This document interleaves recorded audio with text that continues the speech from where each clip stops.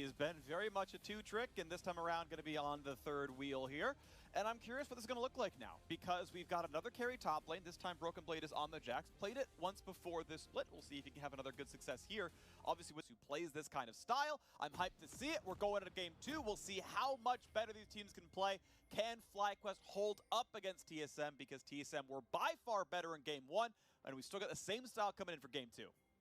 And are we going to have a spicy level 1? Because both teams came into game number 1 with pre-planned level 1s. They went to opposite sides of the map, so they did not actually run into each other.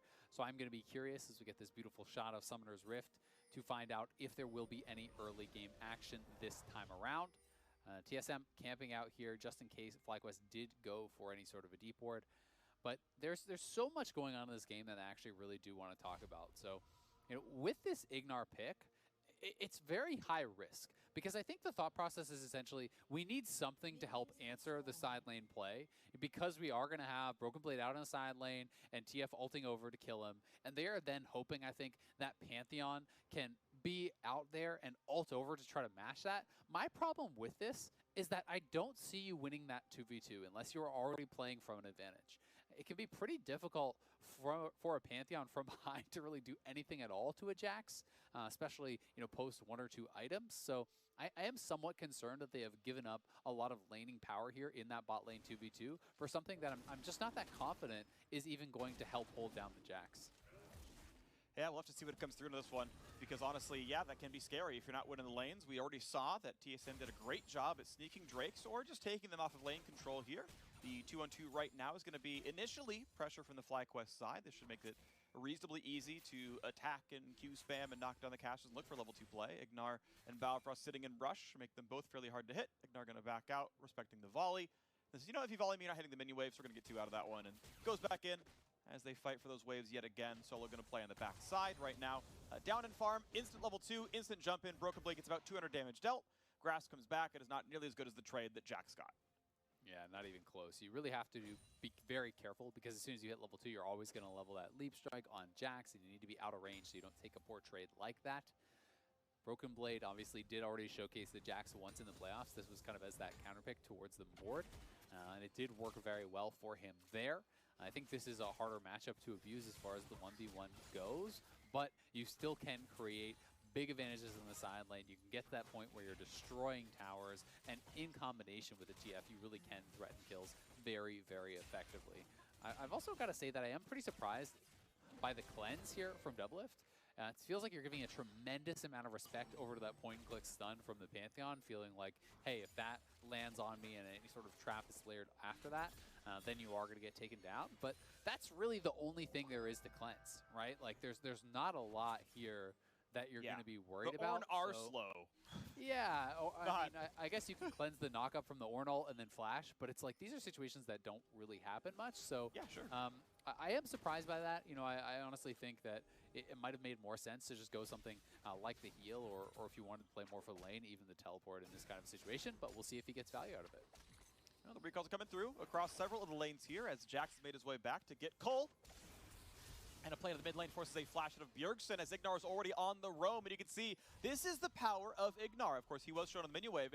Yeah, he didn't really pick this champion necessarily for the 2-on-2, although farm is okay down there. It's because he's going to roam around the map. He's going to pick up boots as soon as he has 300 gold, and he's going to try to affect the other lanes. And a Flashless Twisted Fate is a lane you can certainly affect. You can. It's something that is pretty dangerous. But until Power of Evil is 6, I still don't really think they have that much threat unless Ignar gets up there, because there is no CC. You pretty much need the ability to actually scoop the TF back in. So it's going to be a tighter timing maybe than FlyQuest would like, and we'll see if they're going to be able to take advantage of that. Post 6, Bjergsen is going to have to play with a lot of respect to that Azir, because if you get shuffled in and then Graves shows up, you are going to be in trouble. A little bit of damage there comes out of Solo. Now the jungler's going to show up as well. Broken Blade's going to get his dodge already on cooldown. This is the play coming in, but the jungler is right across the wall, flashed to the pit, and now they see that Spica is there. They see the vision. They know what's going on. You can attack up the wall, you cannot Q. He kills the control ward. That allows Broken Blade to walk back out and heal back up. Good play there. Didn't even have to flash, by the way. Had the jump available, Spica gave him the road out. So well played by the TSM duo. No summoners lost, and that looks scary, but he gets away. Did look pretty scary, especially when he actually dropped the ward, but then he got hit by the smoke screen. You lose vision of your own ward, so he couldn't hop to that, so he had to survive to get out of that smoke screen, then hop over to the set. But with all of the charges available on that Corrupting Potion, he can heal right back up. The wave is pushing towards him. He has that early cull, so he knows he's not going to be able to just kill this Ornn. He's not going to be able to really have a dominant lane as far as that 1v1 goes. It's more about the farming. It's more about how he can extend this forward. We got some damage down there as Ignar walks in. Good shots towards Doublelift. You can see they're trading mostly on the opposing carry. The traps come down to try to dissuade any counter aggression as the wave goes down. Equal farm right now for the players. 1 CSD plus a caster alive means they can both get 45 on that point in time. And we'll see as the wave is answered. This is the standard BF sword recall timing. Flycos will push that down as best they can as Broken Blade trades back with Solo. And yeah, you press the dodge as soon as the W is done channeling, and the Brittle will time out by the time you're done dodging. Yep, but the wave's actually in a pretty bad spot, and because Solo has the XP advantage, he's going to get 6. Broken Blade has to back off and then TP back in to try to just reset the wave. His jungler's on the opposite side of the map. He's down farm. The wave was frozen against him, so it's actually a pretty rough lane position right now for Broken Blade, and credit to Solo, who's doing a great job in this 1v1, is up 14 CS. You know, we'll see how that all does shake out after all the minions do get cleared up, but when you're drawing attention up on that top side, and you're winning out anyway, it's going to buy more time for your jungler down on the bottom side, so it is FlyQuest this time that grabbed that first dragon. No chance of an immediate snowball this game from TSM. Pretty big deal here as well, looking at how this had played out. There's an alternate reality where Bjergsen is able to ult down the bot lane right there as FlyQuest try to push the wave after Drake. And suddenly you get the kill on Turtle, who's cleanseless, and that becomes the whole situation. But they're able to walk over for Drake and then still push the wave out and then still get a recall off. With playing a roaming support who has left lane more than once already, they're still able to get the push, get a recall when they want it, get BF Sword boots, plus the Drake we talked about. Very good stuff down here, but now TF is going to probably head topside. Solo is alone. Biofrost already there. Gold card lands. Oh. Greatly played by Biofrost. First blood goes through to Broken Blade. Absolutely beautiful out of TSM. That is an MVP assist right there, knocking him right back into the waiting arms of the Jax. Everyone backs off to give first blood to the Jax, and guess what? Solo just TP'd back. Every top laner knows that is the nightmare situation when you die immediately after utilizing that TP. Either the wave can be frozen on you, or it can be fully reset. You're losing minions either way, and your opponent is going to get that free recall off very, very likely. So TSM going to be so happy about how that top lane play shaked out. Not quite a chance for a smite steal. Santorin invades a little bit too late. Maybe concerned about what TF might have been up to as he was hiding in Fog of War. And there's that TP into death. So he TP's back in. The wave is in a rough spot for him. He didn't actually fully reset it. He goes to drop the ward, and already TSM is there waiting. The charge is on cooldown. Biofrost is behind him, and that is when you're just so sad. It's like, okay, set's here. It's fine. Don't worry about it. I can get out. All right, TF salting in. Maybe I can still escape. I'll flash over the wall.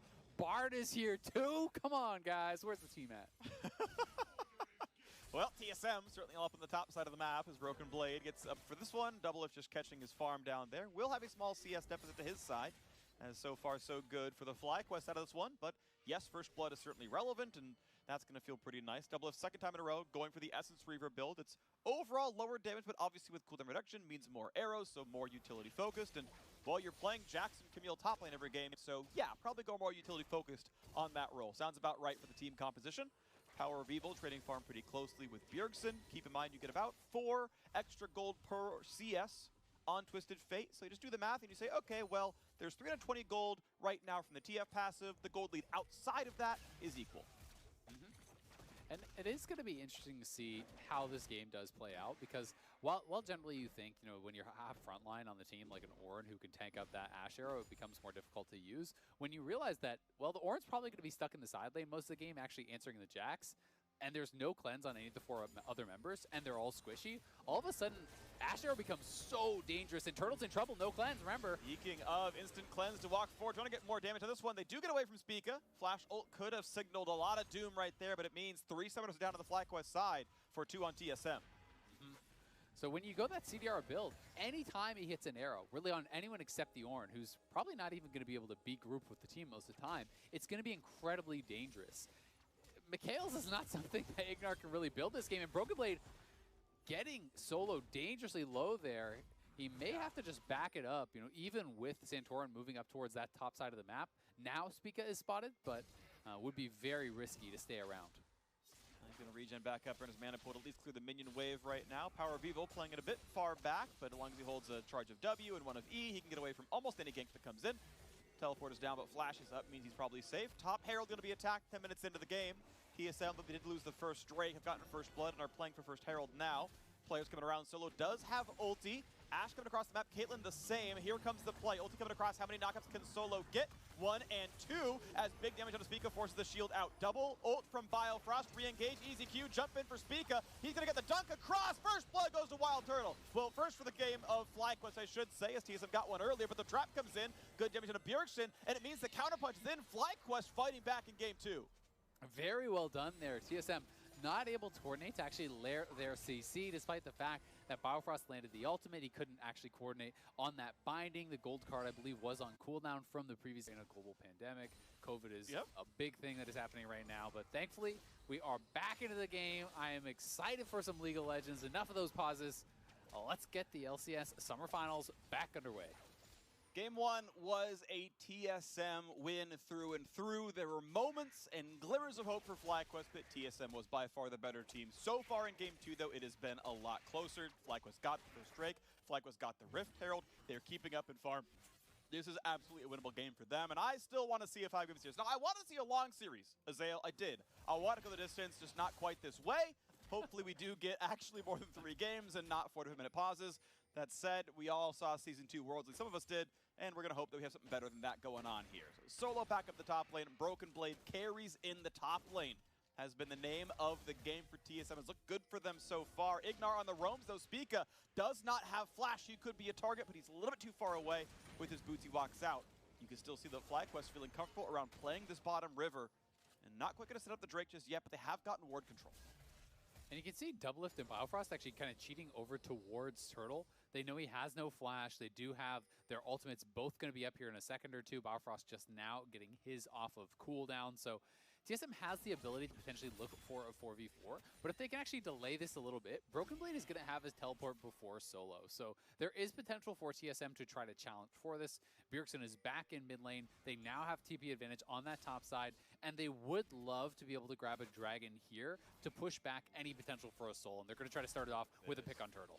Yep, they're going to go for the Bartley. That's going to land. Easy one on Turtle. Here comes round 2. Easy stun. Here comes the rest of it. He still cannot move. Nothing can be done, and Wild Turtle has been tamed. Oh, into the backside, and there's number 2. Herald's going to be summoned for not a whole lot out of Santorin. I think he just pressed the button overall, but now he's summoned by Bjergsen as well. Careful, buddy. You're on a 1v3. Slowed by Bard, and just like that, TSM going to pick up 3 kills in a row, and the Drake's right in front of their eyes. They didn't even need Broken Blade, finding the pick onto Turtle. Great Bard ultimate from Biofrost, knowing the flash was not available for Turtle. That CC was perfectly layered. Bard ultimate into Bard stun, into Ashe arrow, into gold card. Turtle just wanted to play some League of Legends, but TSM was not letting him. Well, Power of Evil wants to play some League as well, is stunned, though that makes this chase on Bjergsen a bit difficult. Does he have Q up in a second? He needs one more spell, and he's not got the cooldown nor the mana to make it happen. Bjergsen walks away, just trading ult for a health bar. He's going to recall out of this lane without too much issue. All right, so let's watch this one more time. Spica's over on the side. They're trying to do this Bard ultimate from very close. Notice how Biofrost moves up. It's so hard to dodge those ultimates from close range. There's not a lot of travel time on them. The Bard stun, the Ashe arrow, clapped back in there by Spica, then the gold card comes through, and as the rest of the team tries to bail him out, they just end up running straight into their death. Santorin also, his death going down here as well. You know, just too little too late, honestly. I think they had to kind of just bail out on the play and allow Turtle to die once he got caught, because the CC chain was already going to be there, and they ended up committing to trying to save him. They give up a couple more kills. They lose the dragon anyway, and TSM are now in a really good spot because that soul win condition for FlyQuest got pushed back a lot, and this is going to buy so much time for the Jax to complete his Blade of the Ruined King, to cash out on the call, to work towards the Triforce, and really try to become that split push monster.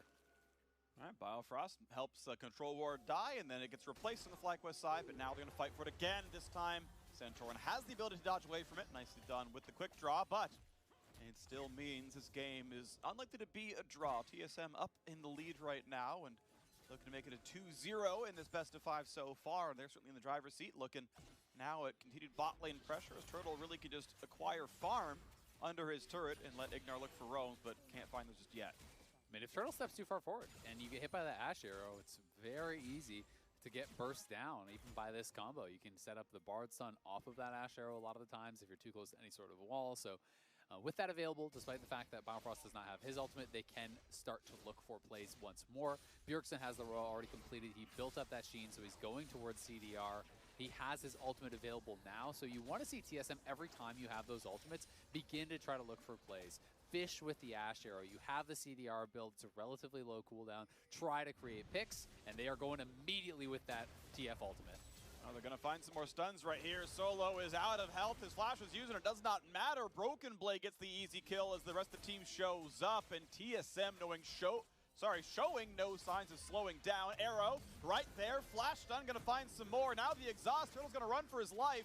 Can he get away? A flash over the net. Double it with perfect mechanics. Knocks down kill number 6 for TSM.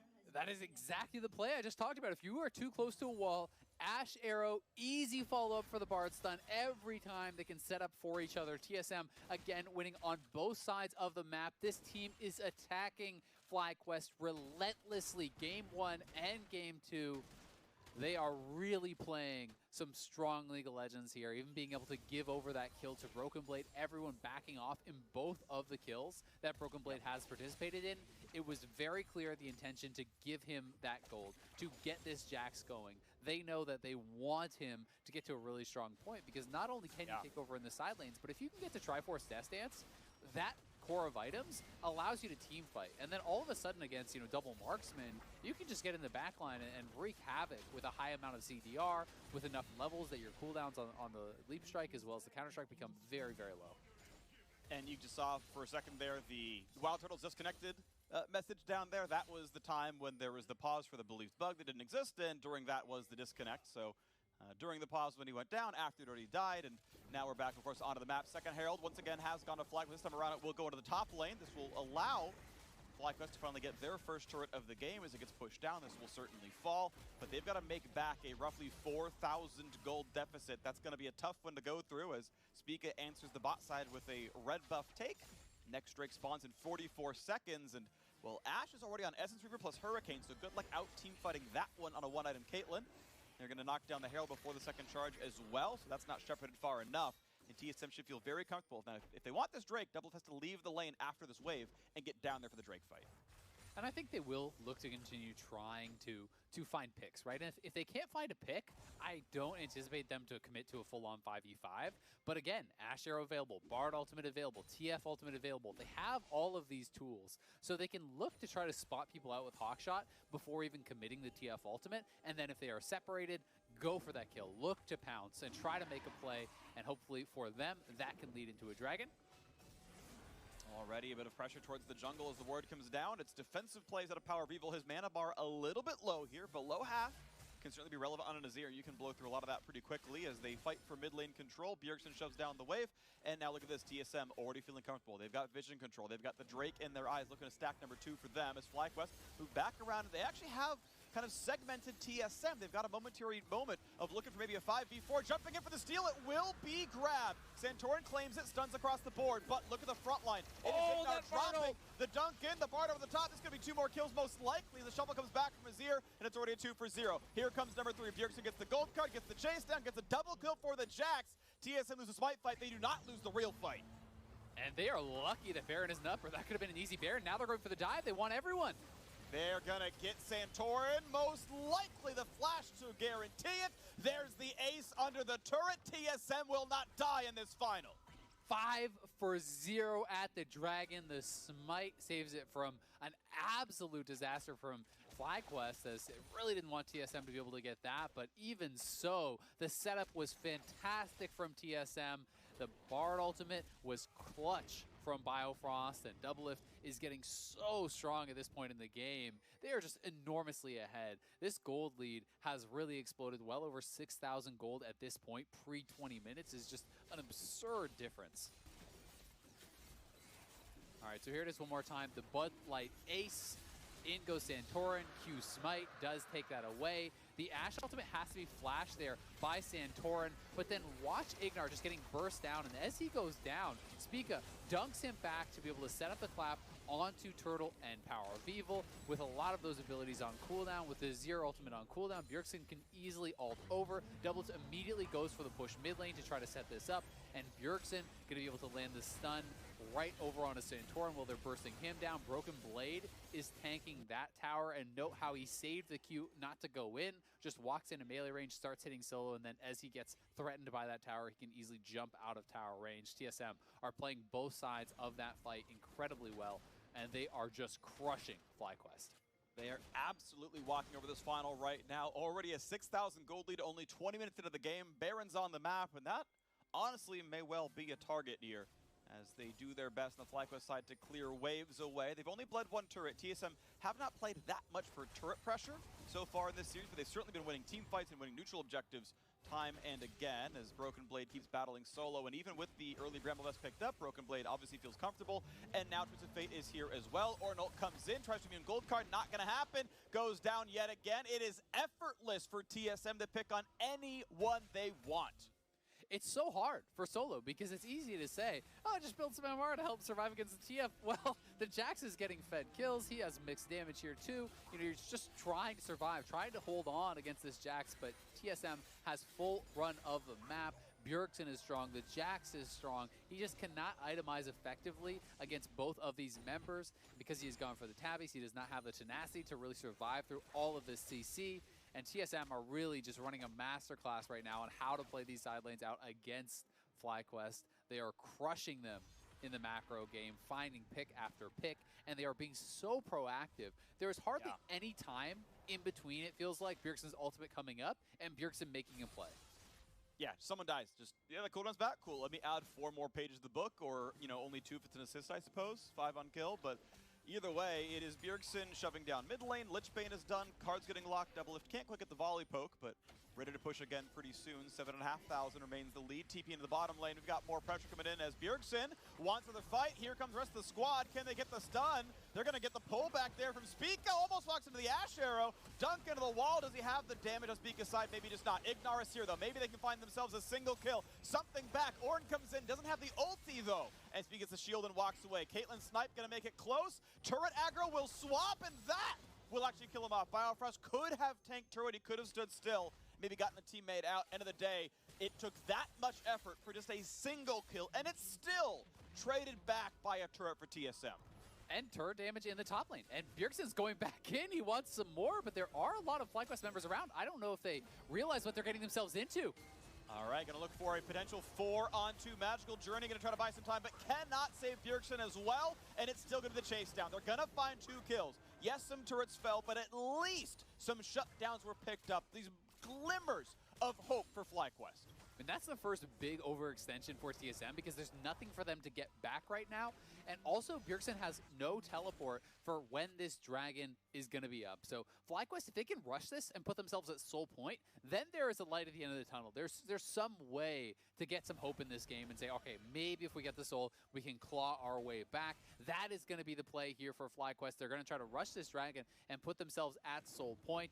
Yep. Looks like TSM is just straight up going to give it up. Spica is staying up on the top side of the map. They don't feel like they'll be able to contest with Bjergsen still down, with Biofrost just respawning. But there are pings over on a Baron. So will TSM actually commit to this? Don't think so. You're seeing some intelligent play out of FlyQuest, though. They say, okay, look, we have 5 full seconds of Dragon alive, and Bjergsen cannot ult in because he's still respawning. So TSM recognize that and say, okay, it's yours. We'll set up top side. And FlyQuest kind of make that next play and say, okay, we chunked it down. Let's start cheating over towards top river just in case. Let's move over. Let Santorin finish it. Okay, cool. Our T's are crossed. Our I's are dotted. All right, on to the next one. So now we're going to be seeing a lot of teams, well, both teams really, a lot of players fighting over top river and setting up afterwards for that Drake spawn at 4.5.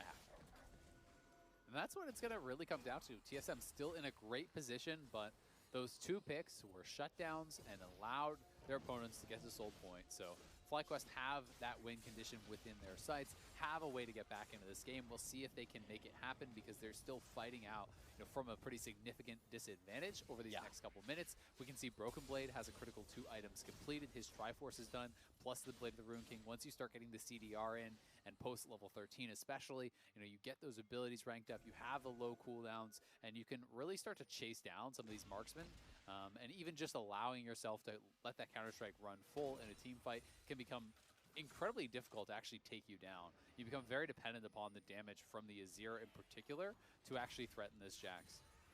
Top 3 gold leaders are all on TSM, and even Spica's got more money than Solo, who's been, for the second game in a row now, the lowest farmed non-support in the game. He's been put so far behind every time. Lowest farm of all the laners. Obviously the KDA is not very good either.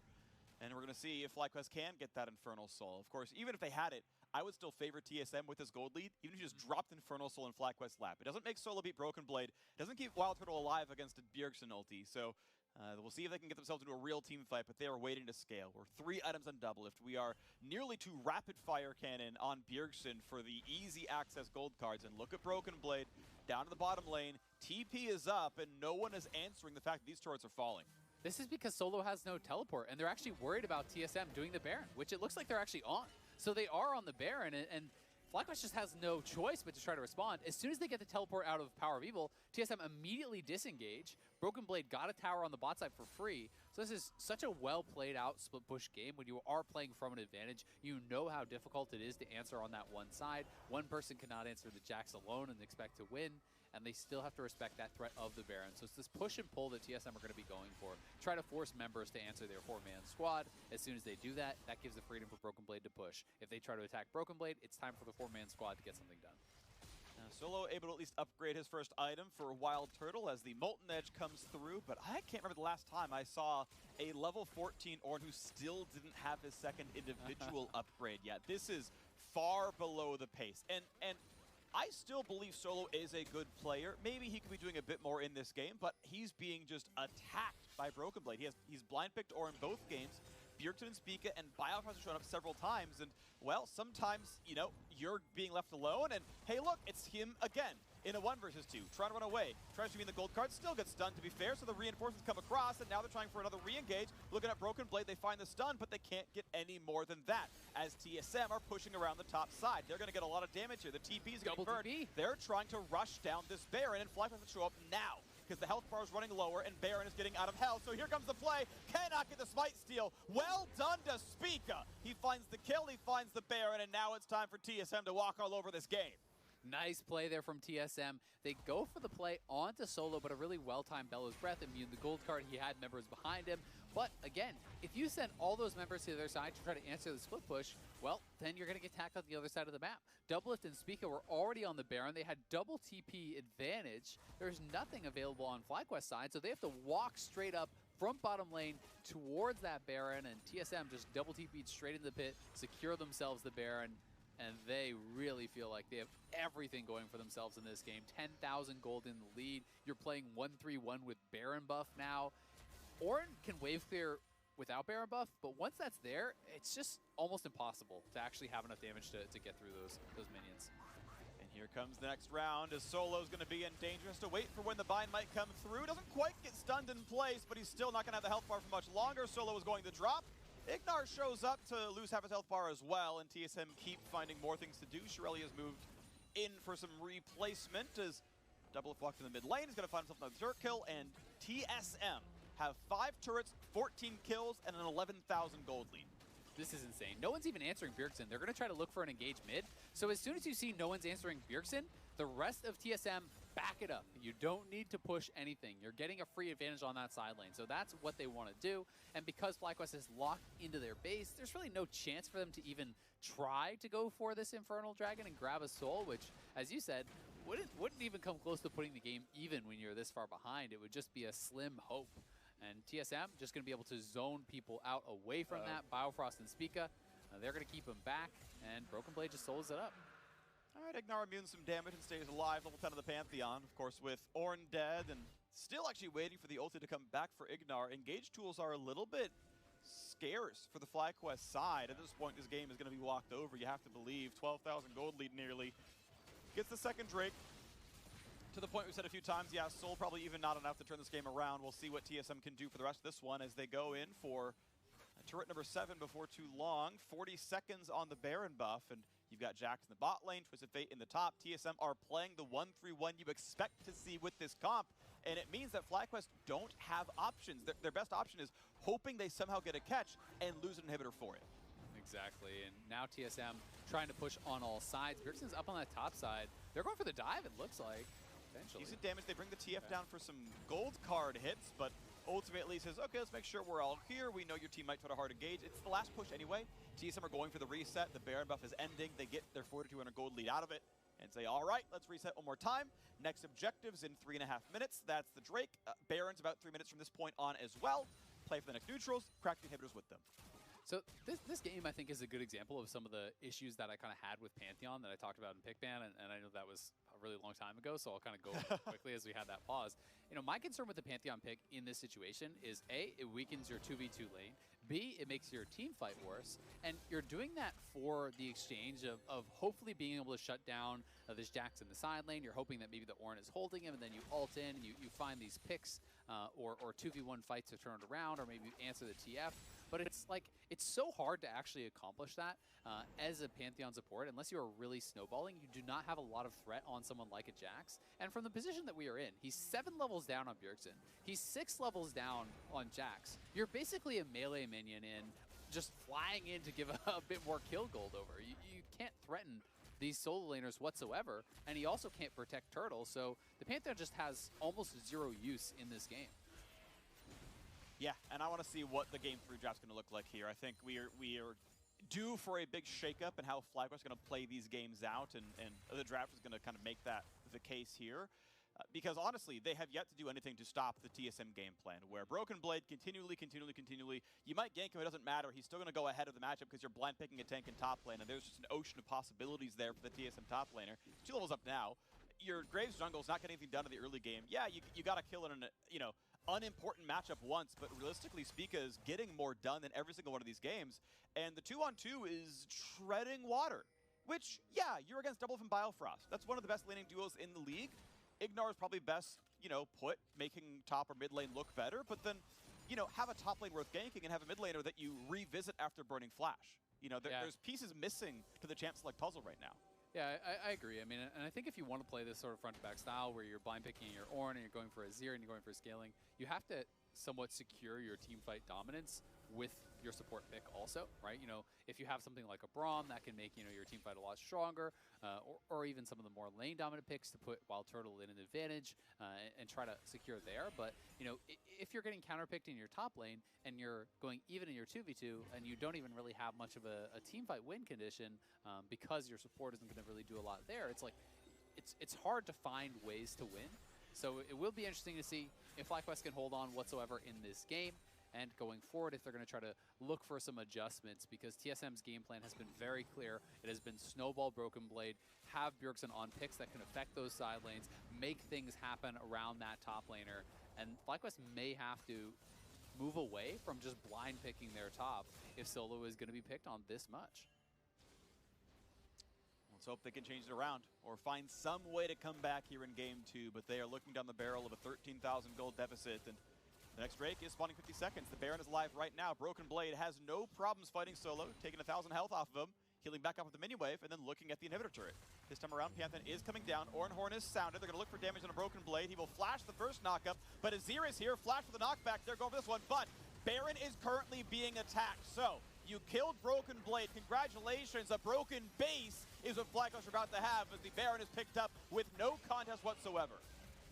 And you see how many people they have to actually send down there to make it a sure thing. That was 4 members. That was flash off your Azir, ultimates from 3 of your members. So as soon as you're committing that much down there, TSM is always going to have control on this top side. They have full vision control. They're going to be able to threaten this. FlyQuest looks like they're trying to actually sneak a soul. And I think this is pretty smart from the position that they are in. They can't really do much to defend anyway. So they are over on this dragon, but Spica is heading over here, and he has the potential to get in there and steal it. What if Spica? What if? Now, he doesn't get it. Infernal Soul does go over, but Twisted Fate is going to see where the movement is because the base is being attacked, and there's only 2 to defend. Solo respawns, making it a third. Teleport's getting used to try to bring the team over. And they will lose not more than just the inhibitor. The team will get to disengage. So now we get the test. A 14,000 gold lead versus Infernal Soul. Spoiler alert, 14,000 gold lead is better unless we go 50 minutes. Unless we go 50 minutes. It's definitely a lot better. I'm not going to argue with you there. But, you know, there are some slim hopes kind of alive now for FlyQuest because they do have this never-ending buff. And now you're saying, all right, if we can delay, if we can, you know, have TSM completing all their items, which they already are, like look at Doublelift and Bjergsen. They're not really getting stronger, right? They are done their items. So the longer you wave clear, the longer you hold on, you close that gold gap, and maybe, just maybe, you can pull off a comeback because you are always going to have that Infernal Soul in your back pocket. The Orin upgrades have come through for pretty much everyone at this point. Molten Edge, Death Crown, the upgraded Black Cleaver, those are all very good upgrades from that Orin. So FlyQuest are going to try to hold on here. It's TSM's job to close out now. Biofrost starting it up. The team fight might come in. Here comes the Jack CP. Perfectly timed stun. Biofrost almost dead. Stays alive, though. Orinhorn comes across. Can't kill Biofrost. Thanks to the redemption. Here comes the re-engage. Santorin is low. The set dunk comes in for Spica, but Spica is low. Shield comes up. They find the first kill. FlyQuest 1 for 0. Traded back right away. Solo losing health rapidly as Devil puts down so much damage, but the team fight is only the 1 for 1. FlyQuest near their found, they can start to regen back up. Doublelift gonna look for some pressure, but can't get that much done. It is hard to siege an Azir. And that is a team fight from 13,000 gold down that went 1 for 1. Now, problem is the base is still dying. The inhibitor in mid lane is going to drop. The inhibitor in top lane is already gone. The inhibitor turret in bot lane is going to fall momentarily as well. And FlyQuest will have to sit inside their base. Power of Evil does have a chance to maybe carry this game. It's going to be damn hard, but he's trying to get it done. Gold card. Poke puts him at half. Looking for maybe the re-engage. Not going to go all the way in. That could have been the chance at an ulti, but they don't go for the play. Solo still waiting on his own ultimate. His Orin upgrades are through in his side. He's got everyone upgraded but Ignar on support, and he needs a different item to get that one to come through. Unlikely that he'll get there this game, you know, with the Kindle Gem and the stopwatch in. I don't know that he's going to be able to do that, but TSM still continuing to push. They have super minions now coming in from multiple sides. They're trying to just, you know, poke as much as they can to get value out of the Infernal Soul. And I think that team fight was so tough for TSM because they committed so heavily to killing off Ignar, and he was able to get up that empowered shield to block so much of the damage and, you know, not even get burst down. They committed very heavily to doing that. And if you can absorb that engage and buy time for Turtle and Power of Evil, like, they are big threats. Full build or not, these are strong carries who can knock down the members on TSM. Yeah, and I will say that these are the dragons themselves, though they are weaker than seasons past, that do give pure raw teamfight stats. It's percent armor MR for the Orin and percent AD AP for the other 4 on the team. Theoretically, I still heavily favor TSM, but as time goes on, they run out of time themselves. Here comes the siege as mid and top are already pushed in. They grab the waves. They're making sure they keep gaining the golden XP. And the siege may continue. 2 minutes on Baron, 2.5 on Elder. Nothing to do but siege right now as they push in towards Solo. Dodge comes in, doesn't find much. Wards fought over. Solo gonna take a lot of damage here. Can't kill him just yet, but here comes the dunk yet again. Going to the fight again. This could be a whole lot done as TF shows up and they can't find the Solo stun. Turtle gets away, cleanses the gold card, but the siege is on because top lane turret is going to fall. Redemption heals back up, and it's a full-on 5v4. TSM continue the siege. They are up in items, they are up in damage, they are up in pressure, and they're looking for even more. Waves cleared yet again, still trying for Caitlyn and Azir to hold on for more time. 40 seconds on Solo's respawn. That is 2 waves of supers coming in and sieging time and again. A little bit of poke comes through. They actually fail to dodge that one, so Bjergsen's at half. Is there a big play? Can Pee Wee make it happen? He revives the top lane Nexus turret, and more time is bought. TSM are routed out of the base. They're going to disengage this one. They will steal a red buff. They will steal some jungle camps, but they will not break the base just yet. They aren't able to break the base. I like the idea from TSM there to attack away from Power of Evil. They had 4 members in the base pushing forward. They have Bjergsen drawing the attention of Power of Evil, and if he ever steps away, one Lich Bane gold card, one Lich Bane blue card rather with the rapid fire, could knock down that turret or deal a tremendous amount of damage to it as it's already low on health. So they engage away from the Azir, the strongest member. They look to attack the rest of the team on FlyQuest's side.